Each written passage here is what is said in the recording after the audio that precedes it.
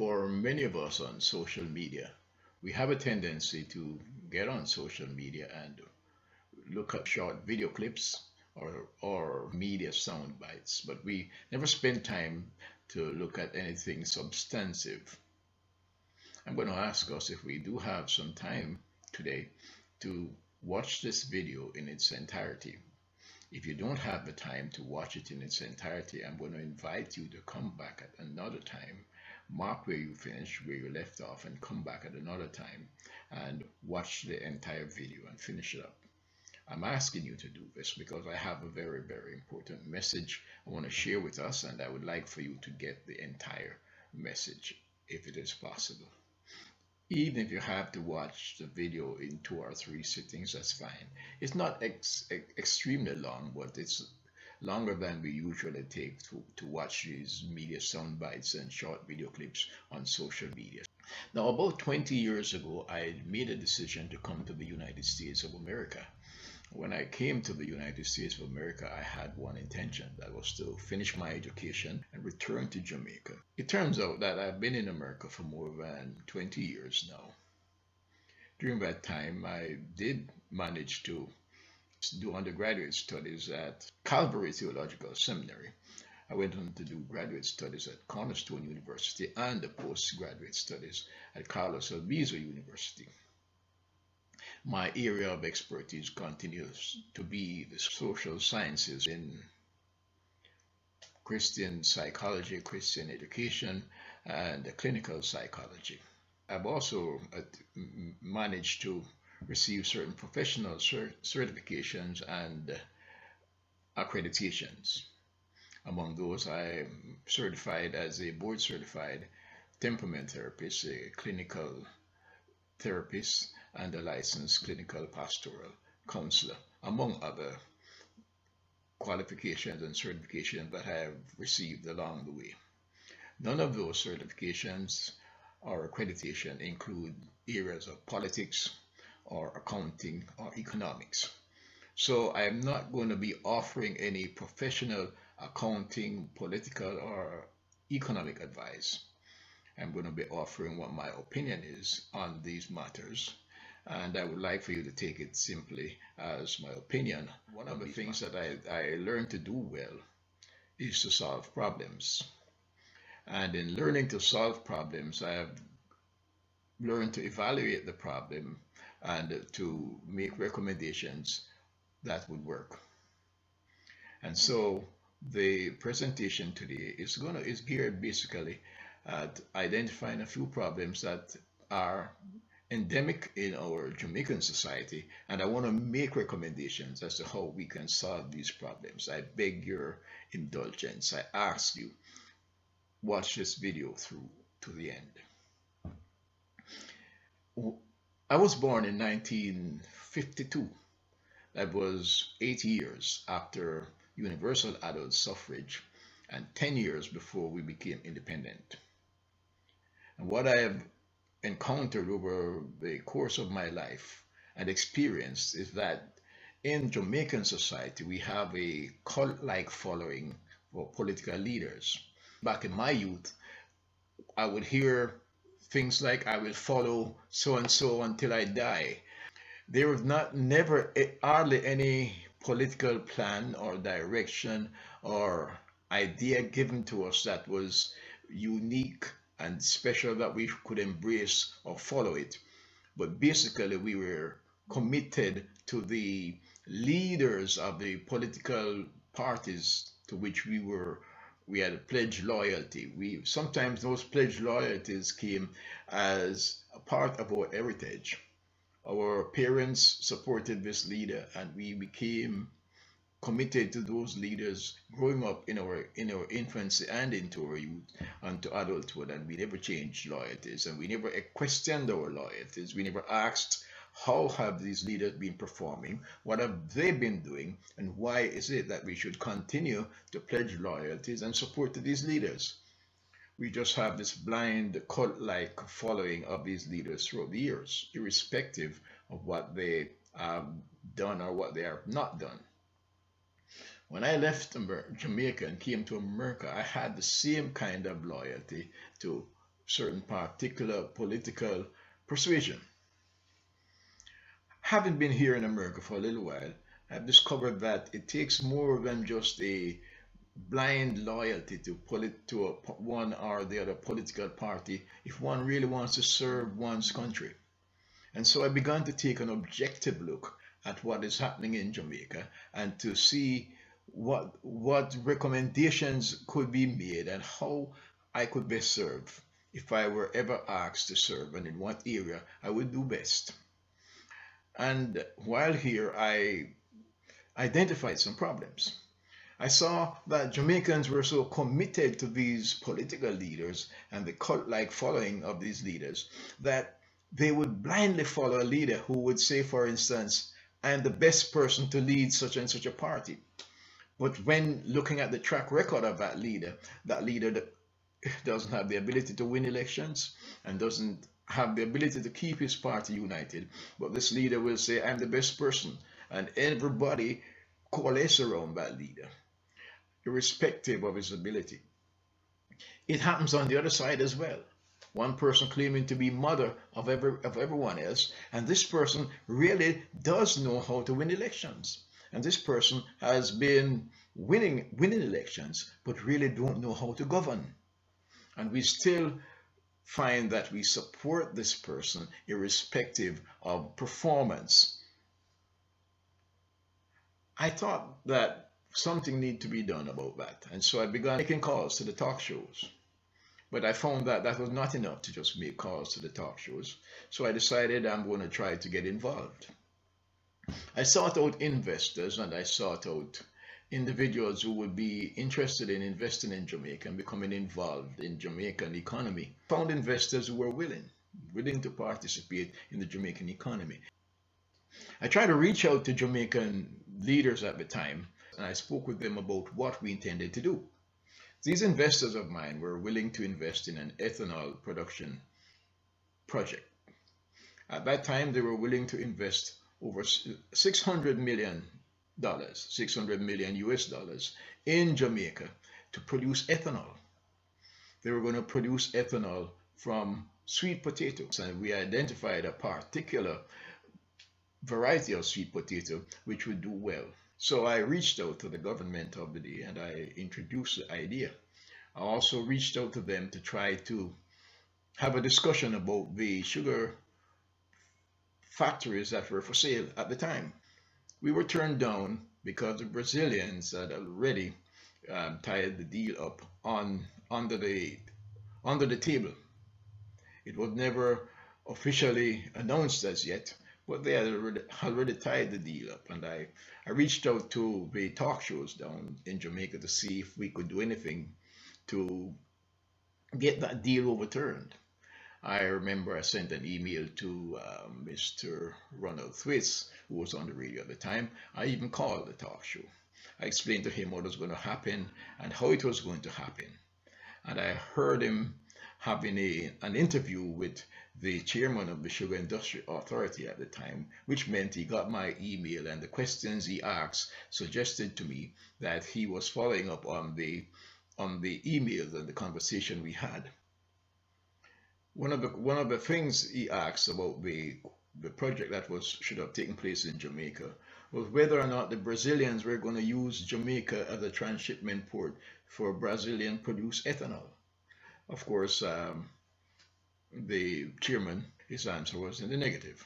Brazilians were going to be investing to produce ethanol to revitalize our sugar industry in those 5 sugar factories that they were supposed to be purchasing.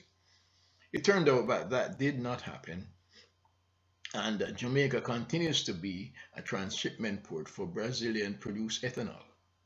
I'm going to drop a bombshell on many of us right now. I'm going to let us know, in case there are many of us who don't know as yet, that Brazilian ethanol comes to the United States of America through Jamaica. That ethanol produced in Brazil comes to Jamaica as wet ethanol, which is about 95% alcohol. It is further processed and sent to the United States as dry ethanol, which is about 100% alcohol. Now, the processing between the 95% alcohol and the 100% alcohol, so it's not very labor intensive. The raw material doesn't come from Jamaica, and so very little economic gain to Jamaica. However, in case you did not know, I want to let you know that Jamaica is the leading exporter of ethanol to the United States of America. Many of us are surprised to hear that, but that's a fact. Jamaica is a leading exporter of ethanol to the United States of America. Why is that? Because of the Caribbean Based Initiative. The Brazilians use Jamaica as the transshipment port for ethanol produced in Brazil and further processed in Jamaica to make it legal. By that 5% processing in Jamaica, it's now legally produced in Jamaica and is able to be shipped to the United States as a Jamaican product. But all of the profits and all of the gains from that endeavor goes to Brazil, of course. The matter of the ethanol project is not the only project that the Jamaican government has been dragging its feet on and refusing to act on in the interests of the Jamaican people. I try to reach out again to individuals in the government again. And I see said that here are some problems that I could help you solve. I don't have the training and expertise in these areas, but I do know how to solve problems. I want for you to take a look at the recommendations I make, and if they make sense, then at least put them in place or give them a try, but at least consider them. One of the things I try to reach out to the government is to discuss with the government the idea of growing the Jamaican economy. Now, one must understand that for an economy to grow, it is incumbent on government to have a very vibrant small business sector. Without a vibrant small business sector, an economy cannot grow. And so I try to reach out to the government again to say, listen, here's why the small business sector is not growing, and here's what the problem is. The problem is banks are not going to be lending money to individuals with any small business project and idea, because much of the Jamaican would-be small business investors don't have the kind of collateral necessary to invest in a small business venture. So I considered, how could this problem be solved? What could be done? I looked at the idea of what happens here in the United States of America with respect to housing. How at one point in time, everybody who wanted to buy a house had to have 20% down payment, which made it almost impossible for individuals of a certain income bracket to buy a house. Rents were still higher than mortgage payments, but the individuals could not find money to make that 20% deposit to buy a house. And so the government introduced a loan program called the FHA, which is a Federal Housing Authority program, which ensures the difference between the 80% that 20% down payment and the 80% that the borrower is able to borrow. And so an individual could borrow as much as 97%, 97.5% of a loan, because the rest of it would be covered by insurance. So I thought, if that is a very novel idea, and if we could introduce that into Jamaican society with respect to small businesses, then certainly banks would be willing to take another look at our small business ideas, and small business would be investors if they came to the bank saying, I have insurance coverage that will cover the loan that I am applying for, and I have a government guarantee which will guarantee that loan coverage, that the loan repayment in the event of a default. So I tried to reach out again to members of the previous government, and I said to them, listen, here's what we could do, here's what can be done. You could have a vital small business sector. I'm proposing that you could have, over the next 5 years, 60,000 new small businesses by simply implementing a plan that I proposed. I know 60,000 sounds high and ridiculous, as it's some really impossible number, but it is not an impossible number when you consider the approach. What you do when you have big numbers and large goals and large objectives is that you break them down into small, manageable proportions. So 60,000 new small businesses over the next 5 years would mean that you have to be creating about 12,000 new small business per year. 12,000 per year mean you'd have to be creating at least 1,000 new small businesses per month. To make 1,000 small businesses per month more manageable, you could have, say, 10 different regions in the country. Not even though we have 14 parishes, but you could have 10 regions, and you could have local offices in each region, which would be responsible for creating 100 small businesses per month. And then to make that even further manageable, then you could have in those regions, in each of those regions, 10 localized offices. And that local office would be responsible for creating 10 small businesses per month. And in that local office, you could have 10 field officers who would have the job, each field officer would have the job of getting established only one small business per month. What would be the work of this agency then? The field officers in this agency would have the job of identifying individuals who have a project, a business idea, or a project that they want to get financed. That individual would either come to the field officers, or the field officers would initiate programs that will help them find these individuals and identify business opportunities. Then they would sit with those individuals, whether in groups or as individuals, and they would vet the project. They would analyze their business proposal. They would help them to organize a proper business plan and make it a workable, manageable business plan.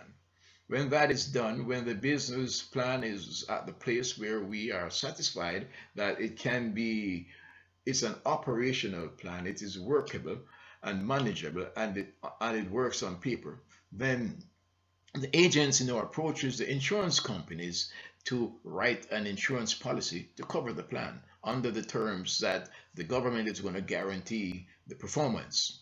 And that performance will be guaranteed by government's interaction with the small business owners and monitoring the project until it is finally paid off. If it is never final, if the owner of the business wants to get the government monitors out of his back, then he pays off the loan quicker.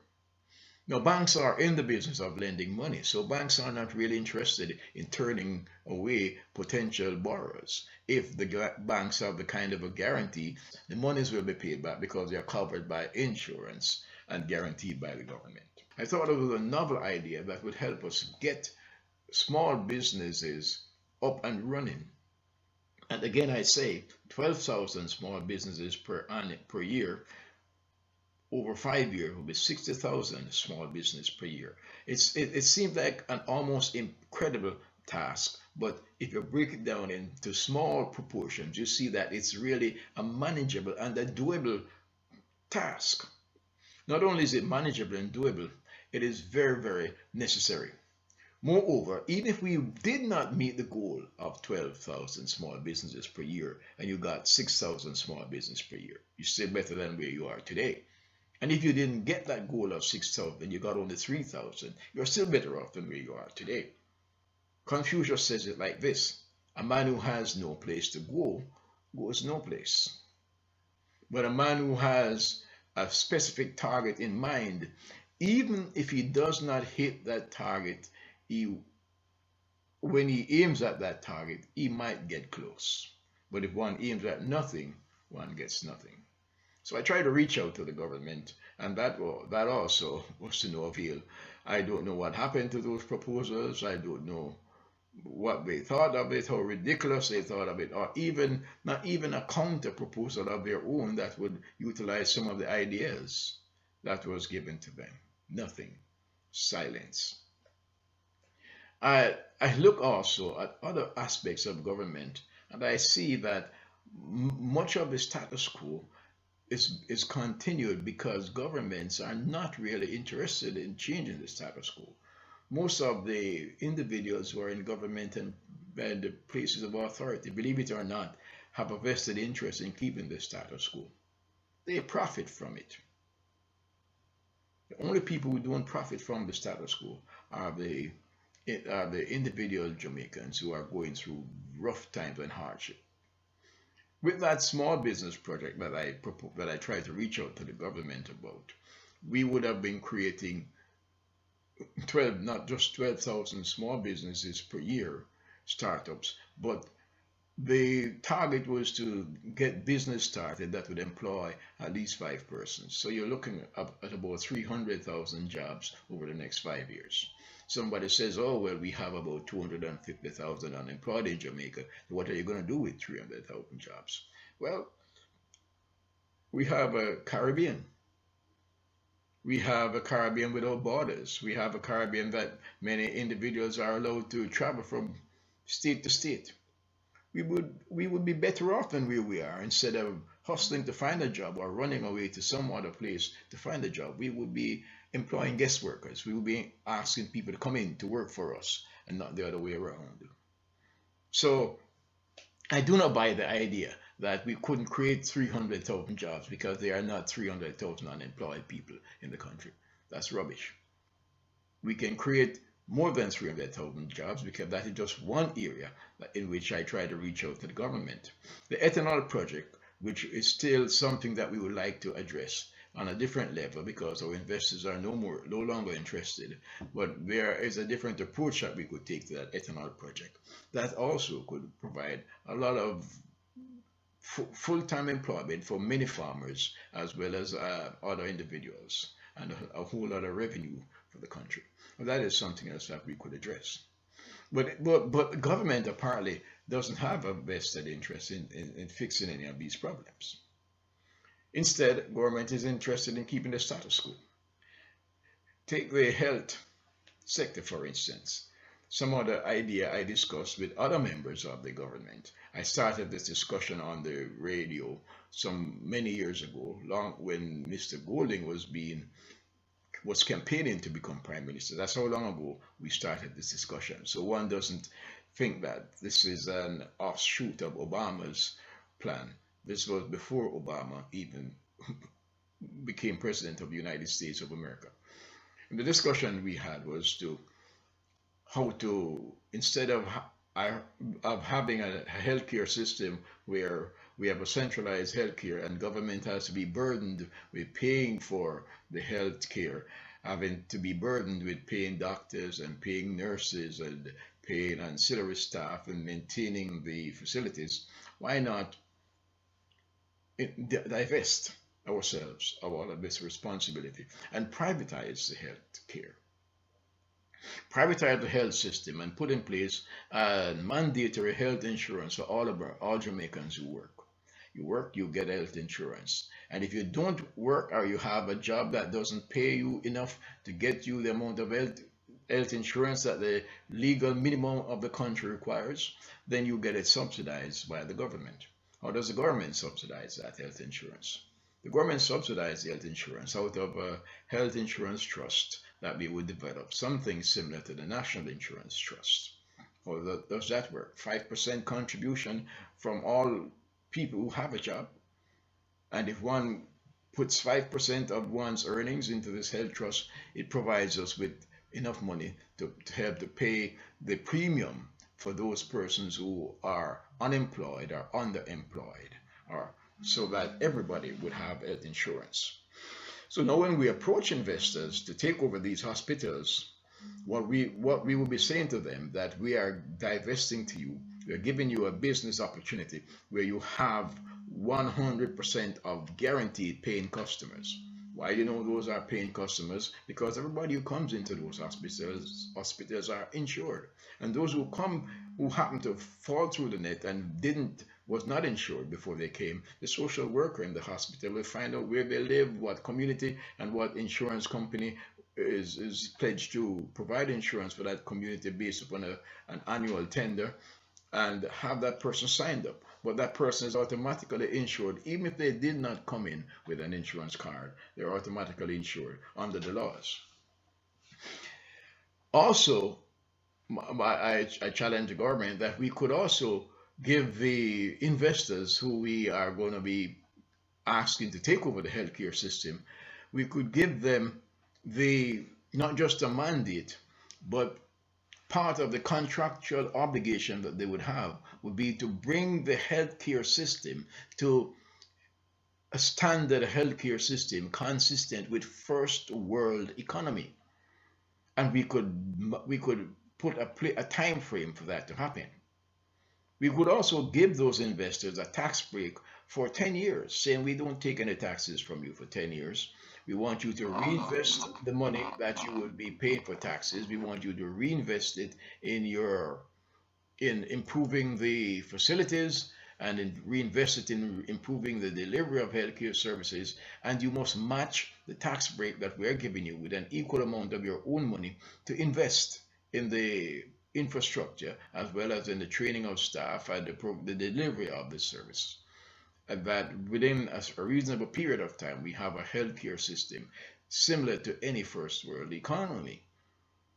Also, those investors would have to have a local partner, not just a foreigner comes in and owns all of it, especially where the government is divesting it.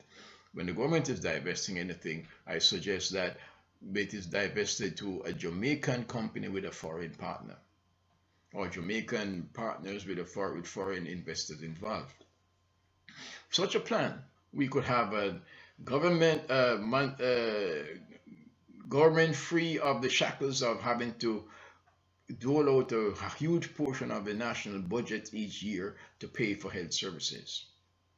We would also have a healthcare system similar or better than that of any other country in the world, because we are at an advantage. We are able to look at what is happening in other societies, look at what works and what doesn't work, and take the best of those and leave the bad and put it into our program to make it work for us. So we have the potential of having the best healthcare system in the world. And everybody who comes to Jamaica, you have to, when you get to the airport or you get your visa, depending where you're from, you have to show that you have health insurance coverage for at least the next 6 months you're going to be in Jamaica. And if you don't, you pay a tax similar to about 6 months of health insurance premium. That means you're covered for the 6 months or so that you're going to be in Jamaica. And that would have to be our laws. So we would have the most sophisticated healthcare system in the world, where every one of our citizens have health care, minimum health care, and universal health care is available. And government is free of the shackles of having to put that as part of the national budget each year. I heard nothing from the government. I've heard no response.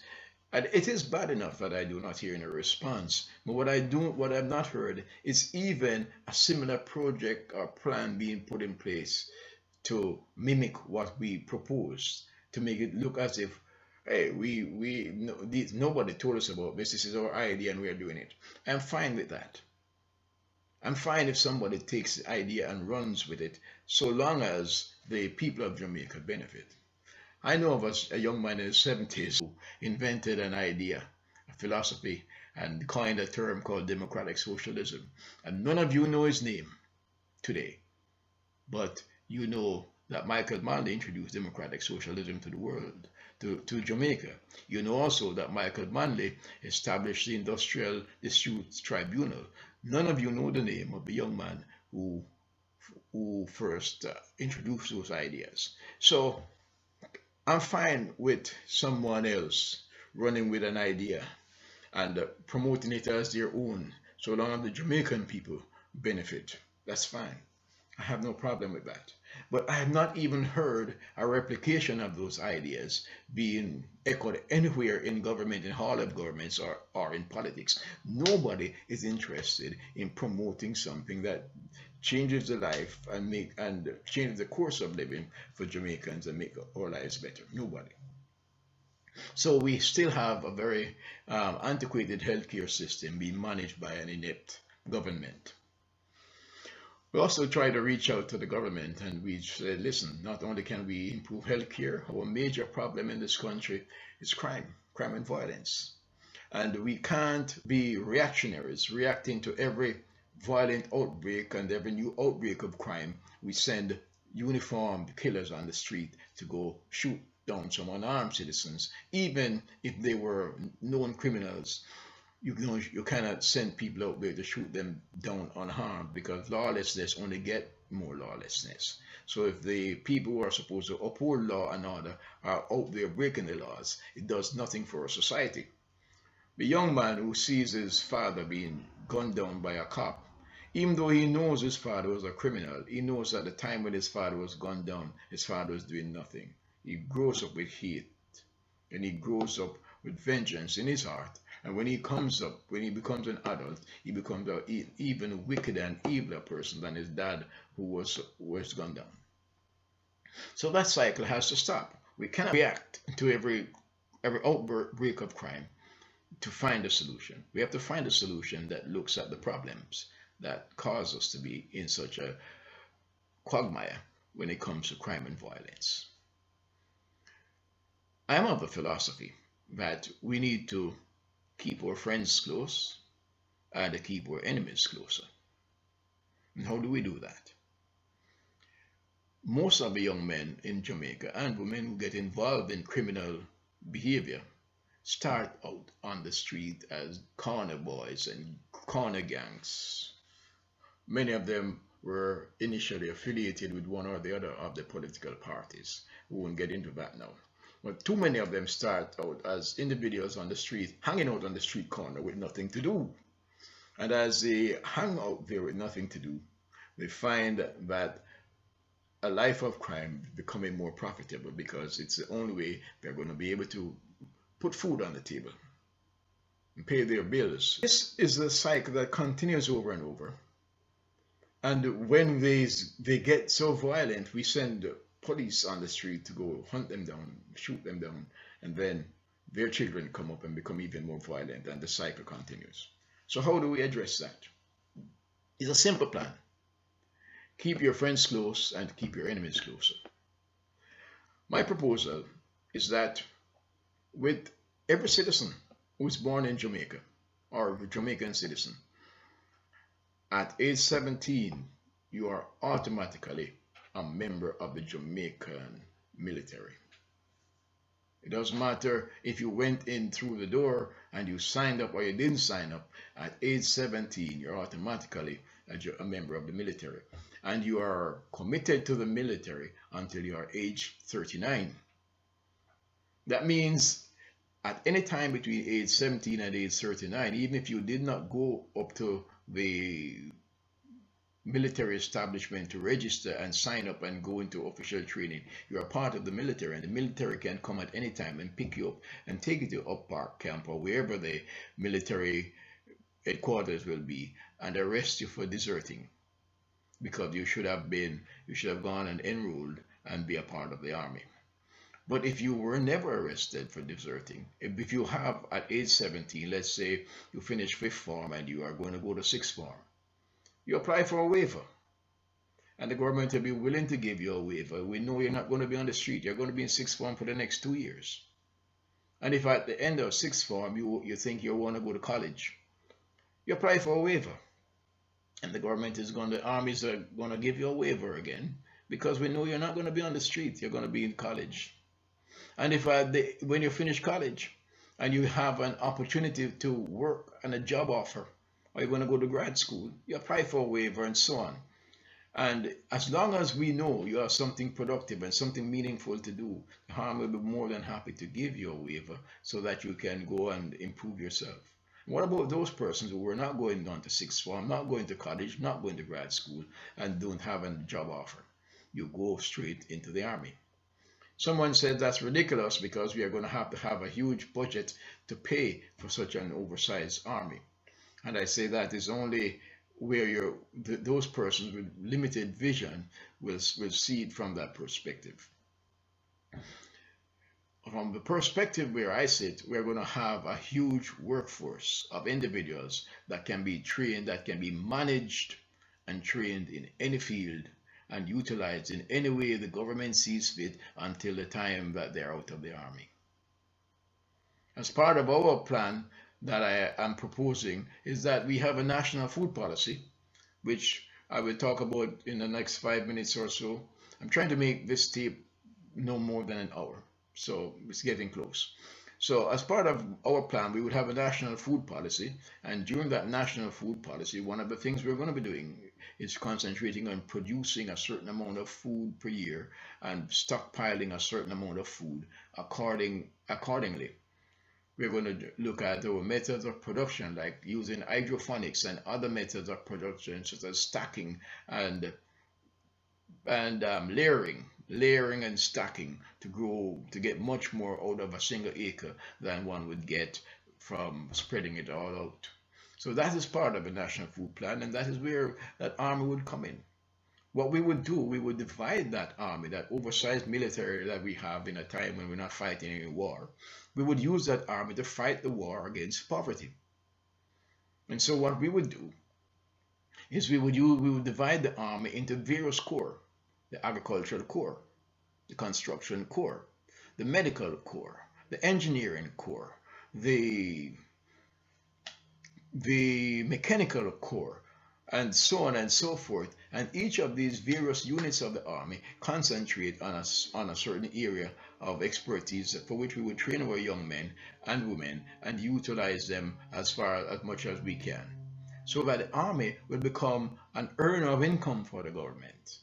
The army will be paying its way, not the other way around, especially where we are not fighting wars. Now, if we have to fight wars and there are military conflicts, the army might, what the soldiers are doing during that time might not be enough. Maybe, we don't know. But at least during peacetime, the army would be able to pay for its own upkeep and all the soldiers who are in it.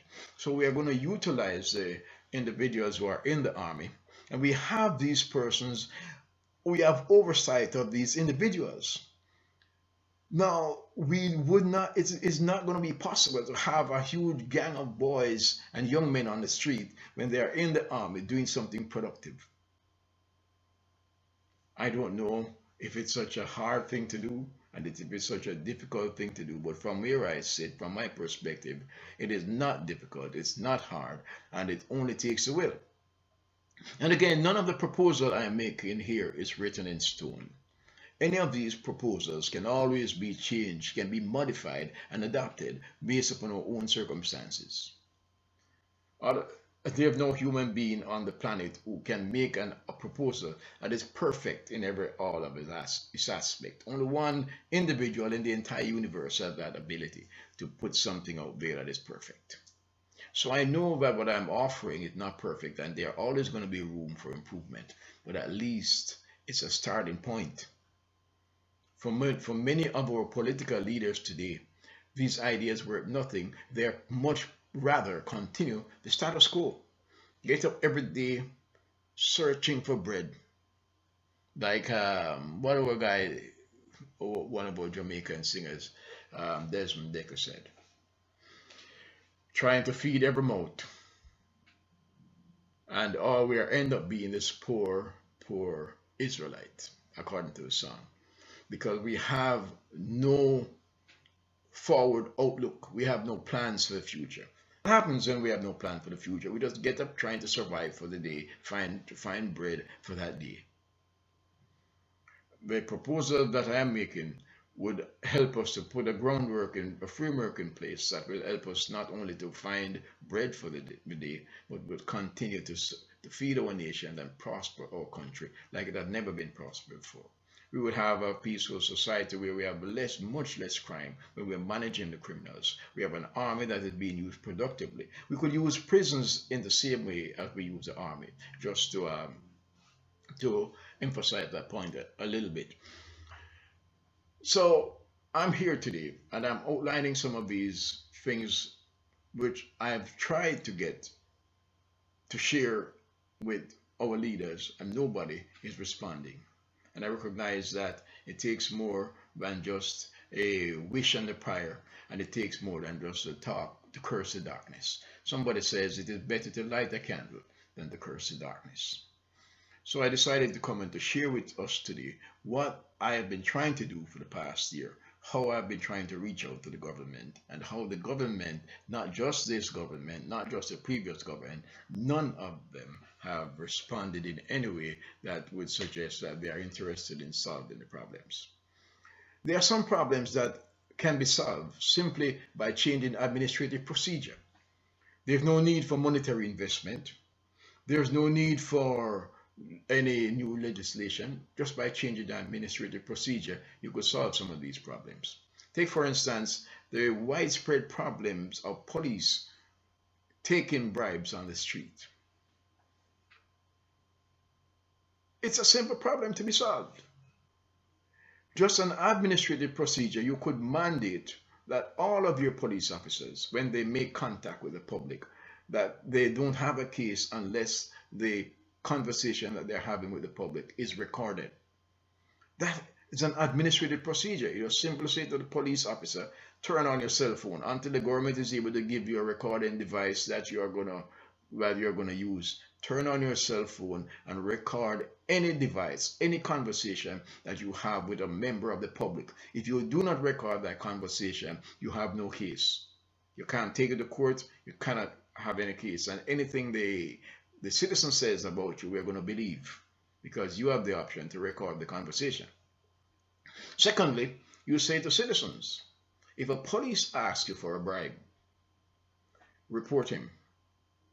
And when you report him, what we will do, we will waive whatever fine you would have had to pay for the offense for which you were being asked to pay a bribe. You are not the offense doesn't go away. You get a warning, but you just do not pay the fine. So there is no need to pay a bribe because you would pay the bribe because you want to pay less than what you were going to be asked to pay initially. But this time, if we say to you, you pay nothing, just report the guy who asked you for the bribe. Report him to us. And we will kick him out of the police force and arrest him for his crime. And you will pay no fine, but you will be issued a warning. So the next time you will have to pay the fine in full if you are caught breaking the law again. That's a simple administrative procedure. No new law needs to be enacted. No money needs to be invested. Just the political will.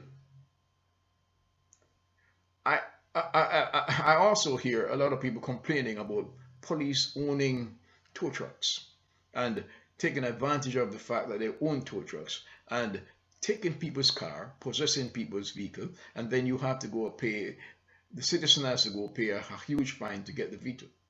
Again, simple administrative procedure. Normally, the police is asked to remove a vehicle from a position or some place if it's parked where it shouldn't be.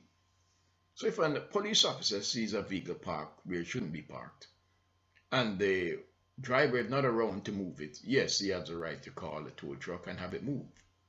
But a simple administrative procedure can stipulate or demand to the police officer that if the citizen comes before you move that vehicle and he asks you and he says, officer, that's my car, I'm here, you should leave his car, give him his vehicle, let him go his way, and give him a ticket because he should not have been parked there in the first place. But you should never move his vehicle once he is there on spot. That is not rocket science. That is a simple common sense. You want to curb the police abuse. What you do, you have a simple administrative procedure to curb that. Because the police are there to uphold law and order. What about those police who have tow trucks and they call their tow trucks? Simply again, you centralize all of the people who are contracted to work with the government to a central clearinghouse. A police officer is calling for a vehicle to be towed. He calls a central clearinghouse, and the vehicles that are registered for that day known only by numbers to the dispatcher. Those vehicles are sent out in the order that they came in and they registered. So number 2 Second in line is sent out when somebody in that area, if somebody calls in. So the officer on the street has nothing to do with whatever vehicle is called and whichever vehicle comes. That is fair both to the citizens, and it is good for the morale of the police force, so that younger police men coming in don't adapt themselves to the pattern of criminal behavior, which some will claim it is only practiced by the few. But even if it is only practiced by the few, you still want to get rid of it out of the police force completely. That needs only an administrative procedure to fix. But consistently, the government still lacks the political will and the motivation for some reason to fix problems as simple as that can be fixed with the stroke of a pen. So we wonder, what's the motivation? Why are governments not willing? And I say governments because I'm talking about both sides of the fence: JLP government, PNP government, and PNP government and JLP government. They all respond to these crises in the same manner. Nobody is willing to do what is necessary for the better of the Jamaican society. Take our national food policy, and I'm going to try to get to the end of this tape in a little bit. I don't want it to go beyond an hour. If it goes a minute or two beyond an hour, stay with it to the end. In our changing economy in the world, there's going to come a time on this planet when food is going to be the most precious commodity on the planet. We are going to have to, food is going to be worth more as a commodity than minerals and precious metals, believe it or not. And if we are going to have any relevance to a future economy, we have to have a national food policy. How does this national food policy work? Like I said, we have to concentrate on our methods of production. We have to set a goal. We have to say to ourselves, the goal for the national food policy, for instance, is to produce, say, 100 times of the amount of food we consume each year, at least 100 times of the basic items that we consume. The government must build a strategic stockpile using about 5% of the buying up about 5% of the production from the farmers or from the producers of these food items. And that leaves 95% of our production to use for export and to circulate within the society to feed us. And we do that consistently every year until we have a stockpile of food supply that will last for at least 30 years or at least one generation. And then we begin to remove things out of the stockpile. They're always moving out of the stockpile, first in, first out. So we are not going to have something in the stockpile for 30 years because we're going to be moving. The first set supply of food that went in is the first supply that comes out. That stockpile could also, that strategic stockpile could also be used as a buffer against inflation. Say, for instance, a particular item becomes scarce for whatever reason, drought, famine, whatever. The government could now release supplies from that stockpile as a buffer to ensure that there's no huge jump in the price of that item. And so the Jamaican consumer is not hit by, say, a 50% or 100% increase in the price of an item because it becomes scarce. The government stockpile could be used to manage that. It allows free market to take place, but the government intervenes by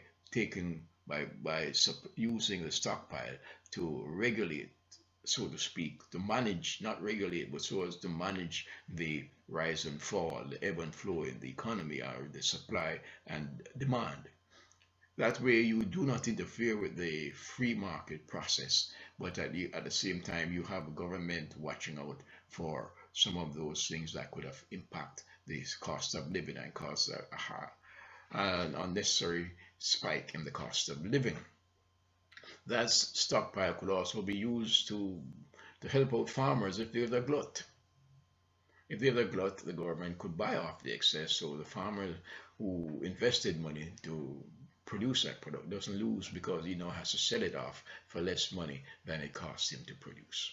So a strategic stockpile can be used not only to ensure against the future, but also to manage our economy and to produce to make sure that we protect against inflation, future inflation. And we could use our military to help to build that stockpile and produce as much of the foods, basic food items that would be necessary to be put in that stockpile. Where the military produces more than is necessary, then it is bought off by private investors who will sell that abroad. Military don't get into trade and so on. But if the military produces, say, a ton of corn and we only use half a ton, then the military will sell that to an exporter who might want to export it to some other country. But those are some of the ideas I have, and those are some of the ideas I've tried to share. And I wonder how some of these ideas are so simple and so so easily administered if we have the political will, but they are never even attempted. So I decided I am no longer going to curse the darkness. I am no longer going to stand by the side and watch the individuals who call themselves political leaders sell off our assets, destroy our economy, destroy our country, and have no plan for the future. I decided that as a Jamaican, I have a commitment to my country greater than what I see happening. For that reason, I've decided I'm going to put my hat in the ring and I'm going to run for public office. I'm not going to run for public office to become the Prime Minister of Jamaica. I don't want to be the Prime Minister because to be the Prime Minister, I would have to be the head of the political party in the parliamentary democracy that has the majority. So I don't want to be the Prime Minister because the Prime Minister's office is already full. I don't want to be a leader of either of the political parties because I don't want to get entangled in that kind of a political culture that we find in those political parties. So what public office do I want to run for? I want to become the president of the Democratic Republic of Jamaica. That's the office I want to run for. You say no such office exists at the moment. That is true. But the Jamaican Constitution has some provision that citizens like us can demand that the government changes the Constitution. When the majority in the parliament does not, when they have not a parliamentary majority demanding for constitutional change, citizens like us, if we have enough signatures, we can force the government to call a referendum on the matter. When the government calls a referendum on the matter, we will then decide whether we are going to participate in that referendum. We'll discuss and debate the Constitution, and we'll have that constitutional change in which we have an executive president. I want to run for that office. I want to be the president. Why do I want to be the president? Because I know that being the president, I'll be the one who is in charge of making some of the decisions that our politicians have refused to make and take some of the actions that our politicians today have refused to take.